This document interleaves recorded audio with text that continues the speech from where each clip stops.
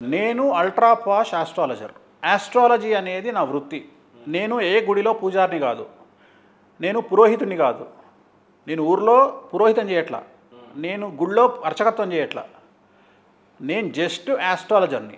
Astrologer అనేటువంటిది, జ్యోతిష్యుడు అనేటువంటిది నా వృత్తి. రైట్. ఇది కాకుండా ఇతరత్ర నాకు 190 వ్యాపకాలు ఉన్నాయి. సో కొన్ని నియమాలు ఉంటాయి. అర్చకత్వంలోకి వెళ్తే మీరు ఎలాంటి తప్పులు చేయడానికి లేదు అక్కడ. అంటే మీరు కనీసం ఎంటర్టైన్మెంట్కు వెళ్ళడానికి కూడా నియమాలు అనేటువంటివి అడ్డొస్తాయి. అట్లనే ఒక స్వామీజీ అయితే మరీ ఘోరం ఏంటంటే, ఒక స్వామీజీగా మీరు రూపాంతరం చెందితే మీరు వేసుకునే బట్టలు కూడా మీరు ప్యాంట్ షర్ట్ వేసుకోవద్దు, ఆ కాషాయ వస్త్రాలే కట్టుకోవాలి. సో మీరు లగ్జరీ వస్తువులు వాడడానికి లేదు. సో ఇక్కడ వేణుస్వామి అలాంటి వైపు వెళ్ళకపోవడానికి కారణం ఏంటంటే, మనకు 2 రకాల విమర్శలు ఆస్ట్రాలజర్ను విమర్శించడానికి ప్రతి ఒక్క కుక్క రెడీగా ఉంటుంది. ఫస్ట్ది ఏంటి అంటే, వేణుస్వామి జాతకమే బాగుంటే వేణుస్వామి జాతకాలు ఎందుకు చెప్పుకుంటాడు? అవును, ఇది నెంబర్ 1. దీన్ని బ్రేక్ చేయడానికి నేను ఫస్ట్ లైఫ్లో సక్సెస్ అయి చూపించిన. అరే వేణుస్వామి అంటే ఇగో ఇట్లా బతుకుతాడు, వేణుస్వామి లగ్జరీ లైఫ్ లీడ్ చేస్తాడు, వేణుస్వామి కడుపు నిండిన తర్వాత వేణుస్వామి తోపైనాకనే వేరే వాడికి సలహాలు ఇస్తుండు తప్ప వేణుస్వామి చెట్టు కింద చిలక జోషం చెప్పేటోడు కాదు. వేణుస్వామి ఆస్ట్రాలజీకి రోల్ మోడల్. వేణుస్వామి అందుకని అంత పెద్ద ఎత్తున ఉన్నాడు. అనగానే వీళ్ళు ఏమంటారు, వేణుస్వామికి అన్ని డబ్బులు ఎక్కడి నుండి వచ్చినాయంట, ఇవే కుక్కలు. మళ్ళీ అంటే మీరు డబ్బులు సంపాదిస్తే ఏడుపే, సంపాదించకపోతే ఏడుపే. సో జాతకాలు చెప్పుకుంటే వాని జాతకమే బాగుంటే ఎందుకు చెప్పుకుంటాడని మీరే అంటారు. ఒకవేళ వాడు బాగుపడితే వాడు ఎట్లా బాగుపడ్డాడు అని మీరే క్వశ్చన్ చేస్తారు. సో ఇలాంటి ఒక దీంట్లోనే ఉంటుంది తప్ప, నా ఇష్టం, నాకు బుద్ధి పుడితే గోవాకు పోతా, నాకు బుద్ధి పుడితే బ్యాంకాక్ పోతా, నాకు బుద్ధి పుడితే దుబాయ్కి పోతా, నాకు బుద్ధి పుడితే ఆస్ట్రేలియా పోతా, నాకు బుద్ధి పుడితే లండన్కి పోతా. సో నాకు అందరికీ స్ట్రెస్ బస్టర్స్ కొన్ని ఉంటాయి. నాకు స్ట్రెస్ బస్టర్ ఏంది, షాపింగ్ పోవడం. నేను షాపింగ్ చేస్తే నేను స్ట్రెస్ బస్టర్, నాకు రిలాక్స్ అయితే నాకు హైదరాబాద్లో కూడా నాకు చిరెత్తుకు రాగానే కార్ తీయమని చెప్తా, వెళ్ళిపోతా. సో నా ఇష్టం అది.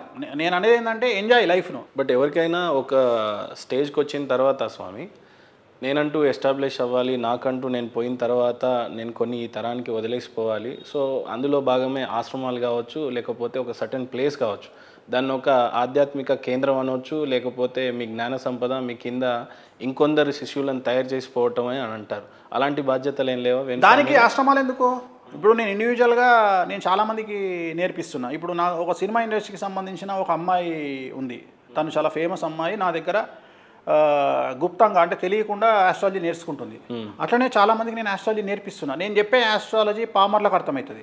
నేను భాష మాట్లాడే ద్వితీయాధిపతి తృతీయాధిపతితో కలిసి షష్టమాదితోని వక్రించి ఈ టైపు భాష నేను మాట్లాడా, డివోర్స్ అవుతాయి, బిస్కెట్ అవుతావు, యాక్సిడెంట్ అవుతుంది. సింపుల్ తెలంగాణ లాంగ్వేజ్ ప్రతి ఒక్కరికి అర్థమవుతుంది. సీదా ఇట్లనే చెప్తా తప్ప ఇట్లా అట్లనే జాతకం కూడా జనాలకు అర్థమయ్యే భాషలో చెప్పడమే కాదు, నేర్పిస్తే కూడా అట్లనే నేర్పిస్తా. అందుకనే నేను ఒక అమ్మాయికి నేర్పిస్తున్నా, అట్లనే 2-3 అబ్బాయిలకు నేర్పిస్తున్నా. సో దీనికి ఆశ్రమాలు ఎందుకు? నేను ఆశ్రమాలు పబ్లిసిటీ చేసుకోవడానికి లేదా స్వామీజీలు చాలామంది ఉన్నారు మన రాష్ట్రంలో, 2 తెలుగు రాష్ట్రాల్లో చాలామంది స్వామీజీలు ఉన్నారు. సో రెండోది స్వామీజీ వ్యవస్థ వాటిలోకి వెళ్ళాలనే ఇంటెన్షన్ నాకు లేదు. నాకు నా పర్సనల్ లైఫ్, నా భార్య, నా పిల్లలు, నా ఎంటర్టైన్మెంటు, టైం దొరికితే నా ఎంటర్టైన్మెంటు, నా లొల్లి, నా లోకం, ఇంతే తప్ప నేను ఖాళీగా ఉంటే ఏదో ఎంటర్టైన్మెంట్ పెట్టుకుంటా, ఖాళీగా 2 రోజులు ఉంటా, ఎంజాయ్మెంట్ ఏదో ఒకటి చేయాలి, అంతే తప్ప నా గురించి మీకు తెలుసు, ఎంటర్టైన్మెంట్ ఎంత లైఫ్ ఎంజాయ్ చేస్తారో నాకు తెలుసు. చాలామంది ఆ విషయంలో కూడా మిమ్మల్ని రోల్ మోడల్గా తీసుకోవడం ప్రారంభించారు. మరి నేను అదే చెప్తున్నా, నేను ఒకటే చెప్తా, దుగునో జియా దుగునో అంటే ఒకటే జీవితంలో 2 జీవితాలని ఎంజాయ్ చేయండి. సస్తే రేపటికి 2, సస్తే రేపటికి 2. ఏమవుతుంది అంటే ఒక మనిషి చచ్చిపోతే ఏ మార్పులు ఉండవు.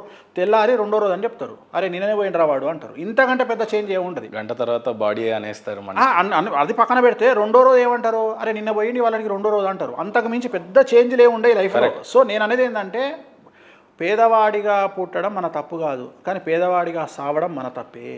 సో మీ జీవితాన్ని మీరే దిద్దుకోండి. ఈ ట్రోలర్సు, సోషల్ మీడియా, లొట్టపీసు, లోకనాథం ఇవన్నీ సహజం. వీటికి భయపడే స్థితిలో వేణుస్వామి లేడు. వేణుస్వామి బియాండ్ దట్, దాటి దాటి దాటి దాటి ఎక్కడో ఉన్నాడు వేణుస్వామి. మనిషి బాగా సంపాదించిన తర్వాత ఒకటి బాగా కోరుకునేది మగపిల్లోళ్ళు అయితే, బాహ్య ప్రపంచం కాదు, మనకున్న ప్రపంచంలో చాలాసార్లు చూస్తుంటాం. బాగా సంపాదించిన తర్వాత మీ మీద మీకు కంట్రోల్ లేదని చెప్పేసి నేను ఆశ్రమాన్ని పెట్టను అన్నట్టుగా చెప్పినట్టే అర్థమైంది ఒకటి. రెండోది, నా ఎంజాయ్మెంట్ గోవా ఉంటుంది, బ్యాంకాక్ ఉంటుంది, ఇవన్నీ. మనిషి జీవితంలో మగపిల్లలకి తను సంపాదించిన తర్వాత ఎక్కువగా అత్యధికంగా ఆశ ఆడపిల్లల మీద, లేకపోతే ఇప్పుడు మనకు ఒక శాస్త్రం ఉంది, కామం అనేది ఒకటి ఉంది. ఆ కామం వేణుస్వామికి ఏ మోతాదులో ఉంటుంది, అవి కంట్రోల్ చేయలేక ఇలాంటి శాస్త్ర పద్ధతిలో నేను స్వామీజీని కాలేకపోతున్నాను అని మీరు ఇచ్చే స్టేట్మెంటా, లేదు నేను అలాంటివి చెయ్యలేను అనడానికి ఏమైనా ఆధారాలు? మీరు కామం ఒకటే ఎందుకు తీసుకుంటున్నారు? దాంట్లో మందు ఉంటుంది, మద్య మాంసాలు ఉంటాయి, అవసరం లేదు కదా చేయడానికి. చాలా మంది ఉన్నారు. ఆ జాతకం నాది కాదు, నాది సన్యాసి జాతకం కాదు, నాది భోగలాలస జాతకం. అంటే ఎంజాయ్ నా జాతకంలో శుక్రుడు వ్యయంలో ఉన్నాడు, నా జాతకంలో శుక్రుడు వ్యయంలో ఉన్నాడు, నా జాతకంలో శుక్రుడు వ్యయంలో ఉన్నాడు. ఇప్పుడు నేను ఒక ఎగ్జాంపుల్ చెప్తా. ఇప్పుడు ప్రధానమంత్రి లేకపోతే ముఖ్యమంత్రి అయినంత మాత్రాన ఎయిర్ ఇండియా ఫ్లైట్లో ఢిల్లీకి పోవచ్చు, ప్రైవేట్ జెట్ వేసుకొని పోవచ్చు. ప్రైవేట్ జెట్ వేసుకొని పోతే తప్ప? ముఖ్యమంత్రి కాబట్టి పోయిండు, ప్రధానమంత్రి కాబట్టి పోయిండు, రైట్? సో ఆయన భోగాల ఆలసత్వం అంటే ఆయన జాతకంలో రాజభోగము రాజయోగం రెండు ఉన్నాయి, రైట్? ఇప్పుడు నా జాతకంలో రాజభోగం ఉంది, రాజయోగం కాదు. రాజయోగం అంటే ఒక మినిస్టరు, ఒక ఎమ్మెల్యే, ఒక ఐఏఎస్, ఒక ఐపీఎస్, వీళ్ళు రాజయోగులు రాజభోగులు రెండు ఉంటాయి వీళ్ళకు. కానీ జూబ్లీహిల్స్ మాదాపూర్లో ఉండే వాళ్లకు రాజభోగులు అంటాం మనం. సో రాజభోగులు అంటే ఎవరు అంటే వేణుస్వామి గజకేసరి యోగం అంటాం. గజకేసరి యోగం అంటే ఏనుగు సింహము కలిస్తే అడవిని రూల్ చేస్తాయి, అది గజకేసరి యోగం.